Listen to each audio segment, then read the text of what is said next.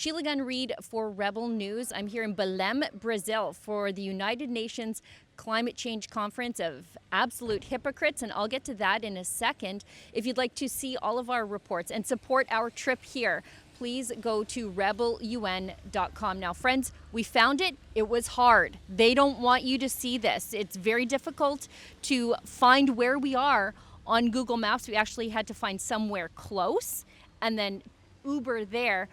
What's behind me is what's called Avenida Liberdade.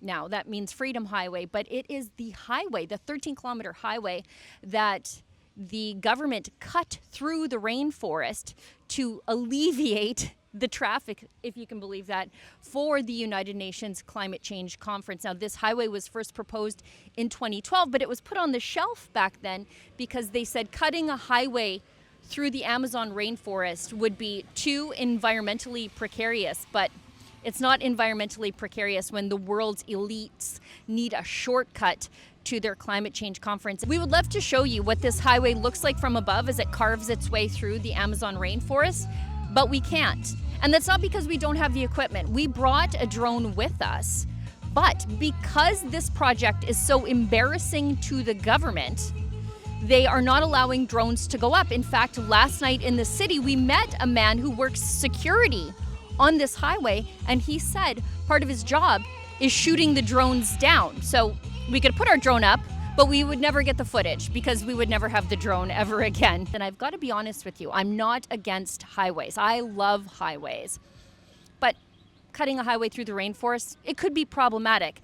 But it's the least problematic thing I saw in the Amazon today, because right beside this highway construction site is, I think, what they might deem a resort, but the stench of garbage piled up here in the 32-degree heat was horrific. It's right in front of me. It's right along this little stream that flows into the Amazon behind me.